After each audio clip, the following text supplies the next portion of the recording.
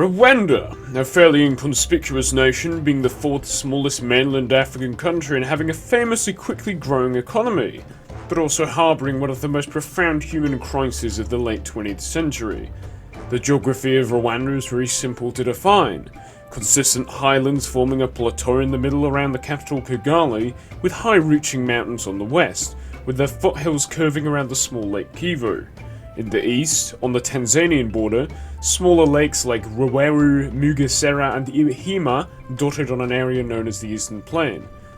The northwesterly Virunga Mountains also feature a chain of volcanoes on the short border with the DRC that is between Uganda and Lake Kivu.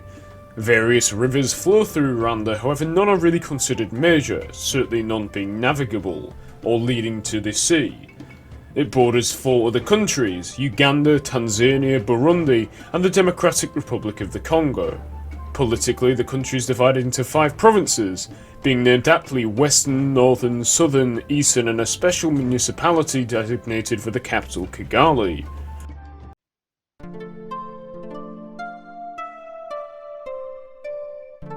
Rwanda has a fairly undisturbed history, with the establishment of various ethnically Hutu and Tutsi kingdoms forming around the regions of modern-day Rwanda, Burundi and Uganda. We don't know much about these groups, but it is likely they very slowly adopted feudalism from the minimal outside contact, most likely from the direction of Ethiopia. In the mid-18th century, the Kingdom of Rwanda under their king Nyiginya probably managed to defeat militarily some of the surrounding realms, expanding to an unknown size but probably similar to the modern-day state.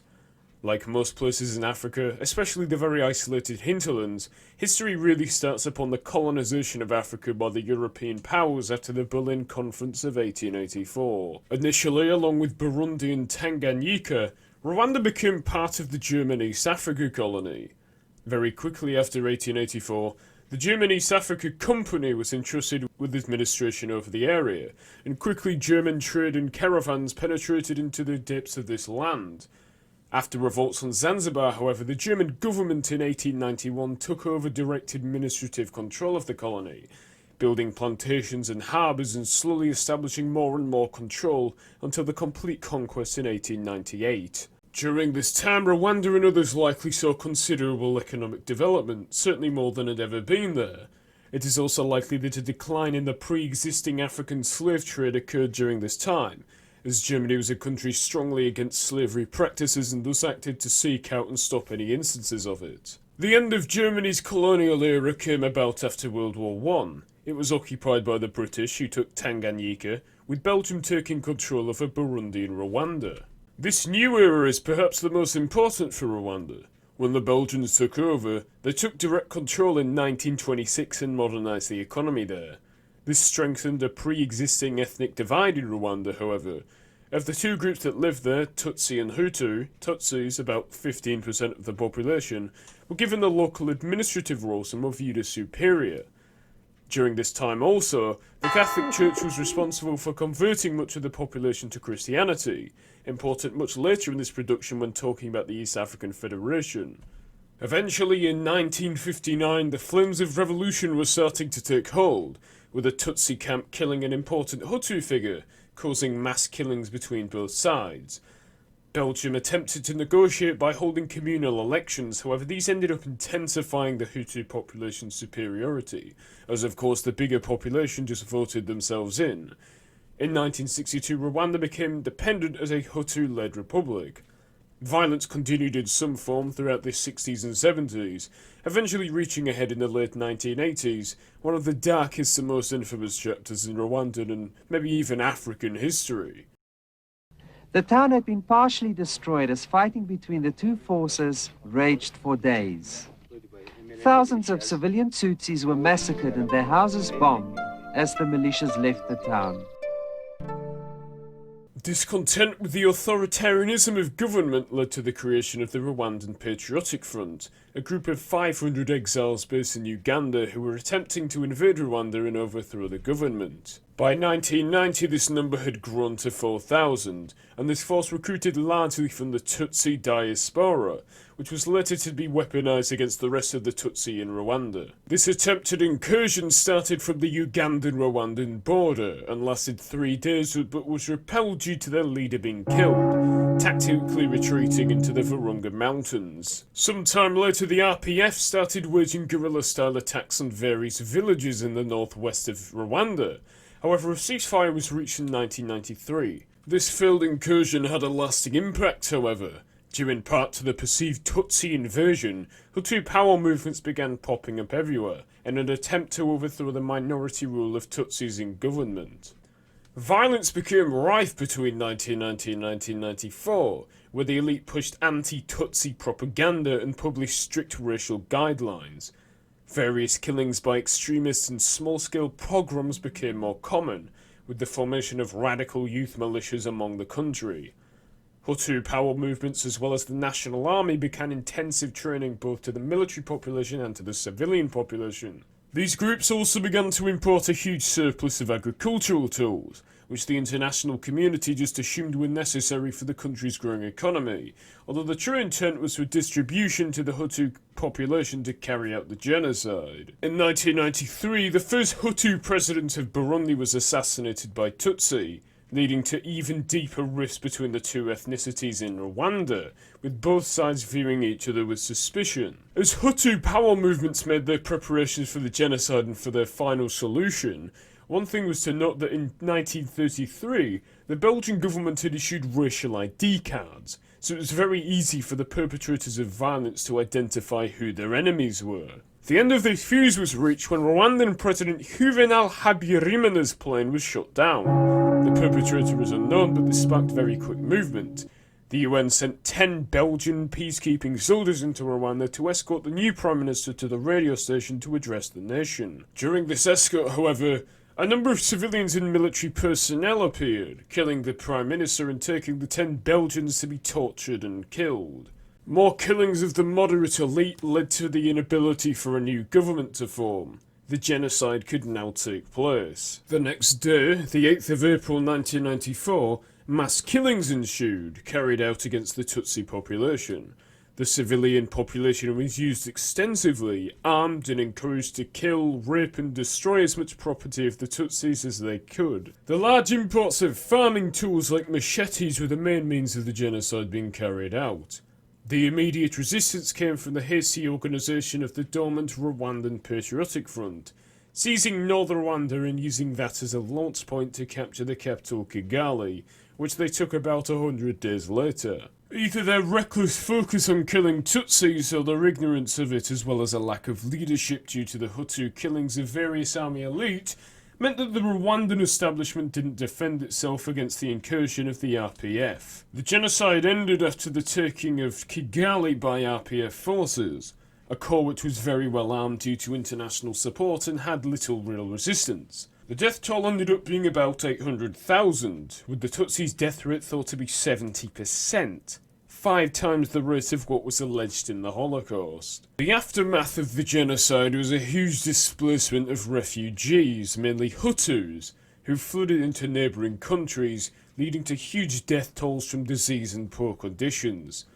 These camps were actually run by the previous regime and ex-leaders of the genocide, who organised militias to attempt to reinvade and re-establish control over Rwanda. This resulted in even more Hutu refugees being killed, especially as most fled into the interior of countries like Zaire, who were killed in the ongoing turmoil there. Counterattacks by the RPF slowly led to bringing displaced Hutus into the fold of the army and the government, and by 1999 this insurgency was dismantled. Partially as retribution for the large numbers of Rwandans killed by the Zairian government, Rwanda initiated 2 wars against the Zaire, which became the Democratic Republic of the Congo after Rwandan and Ugandan-sponsored rebels overthrew the government there.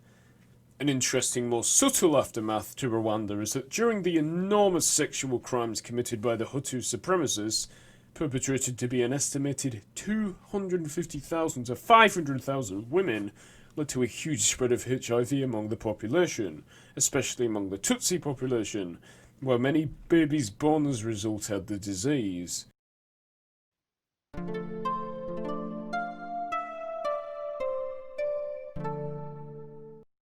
Despite the enormous devastation wrought during the genocide and during the refugee crisis which lasted for the next 10 or so years, Rwanda under Paul Kagame seems to be making a considerable economic recovery.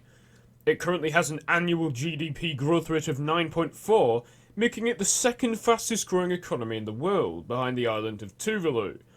From an economic slump around 2000 to 2003, likely due to the conflict Rwanda was participating in, the country has seen an extreme climb in GDP, with a change between about 2 billion in 2004 to about 7.4 billion in 2010. GDP per capita is similarly quickly increasing, going from $575 per person in 1995 to $1,170 in 2012 when adjusted for purchasing power. It has also seen huge reductions in poverty, going from 46% in 2010 to 11 to 39% in 2013 to 2014. Rwanda's success comes from the government's policy of focusing on the tourism industry. 620,000 tourists visited Rwanda in 2010, compared to 105,000 in 2000. This focus is likely the main reason for Rwanda's growth, as the country is too small otherwise and has too poor land for major agricultural growth, and even if it did, it would be limited heavily in the way of not having means to export, being landlocked and having no good navigable rivers. This is something that may change with the potentiality of the East African Federation. The greater access to the outside world may lead to a more export-based economy, or the increased internal competition of tourism from common tourism regulations may lead to an even bigger focus on tourism, an eventuality I can't personally predict. A surprising fact about Rwanda's government spending is that, in 2011, 24% of the GDP went into health and 17% into education, which shows a focus on modernising Rwanda into a modern welfare state. Also interestingly, 20% of Rwanda's total GDP in 2011 came from international aid, with each Rwandan receiving $113. This is considerable when compared to surrounding countries, and is likely because of the low corruption there. However, Rwanda also maintains a policy of standing up to donors, as they do not want to become dependent on this pledged money. Geopolitically, Rwanda is in an interesting situation. It is landlocked nearly 1,000 kilometers from the nearest sea. The internal landscape being very rough and hilly leads to, much like a lot of its neighbouring countries, the potential for guerrilla warfare as seen during the Rwandan Civil War. The Virunga Mountains create a natural defence against the northern border between Rwanda and the Democratic Republic of the Congo, and Lake Kivu extends this defence further to its northern border with Uganda, a strategic depth of 3 major cities, Ruhengeri, Byumba and Nyagatare, all with minor river and wetland coverage before them. Another element of their strategic depth is the capital, Kigali, where all the roads come from, where in the event of invasion all roads leading to the centre could potentially be destroyed. As it is in the centre, a defence could have more time to be organised in the event of an enemy army invading. Kigali is like the rest of the country, surrounded with many lakes and rivers. Its south border is presumed to be defensible because Burundi is a weak neighbour, and its border with the strongest neighbour, Tanzania, is covered with a string of small lakes. In terms of natural resources, Rwanda does not have a huge amount compared to its neighbours and even the rest of Africa, being one of the bottom mineral producers in Africa. In 2010, it earned $67 million out of a total $7 billion GDP from mineral export, making mining for resources like tin, tungsten, gold and tantalum important, but not as important as other industries. This said, the tantalum production is extremely important, being responsible for 50% of the world's total output. These resources, when pooled with its neighbours, could certainly make the East African Federation a huge mining power, especially in gold, as the area naturally has numerous huge deposits scattered around it. Strategically, this makes Rwanda less coveted by its neighbours, however, as its relatively light industry is probably not worth any kind of full-scale occupation of the country. Natural resources include tropical agriculture, with agriculture being around 32.5% of the GDP in 2014. Due to Rwanda's small size and lack of arable flat plains, the country may quickly find itself running out of space for farming. Again, this is why Rwanda has to rely on tourism instead of being able to be any kind of resource exporter. Rwanda is important internationally. Paul Kagame's view for the country is to make it the Singapore of Africa. It also fits in with the French France-Afrique view, where the French will support the economy and military of Rwanda due to it being partially influenced by French culture due to the historical Belgian rule. Because it also receives a huge amount of aid and investiture, and possesses a quickly growing economy, its importance internationally cannot be understated.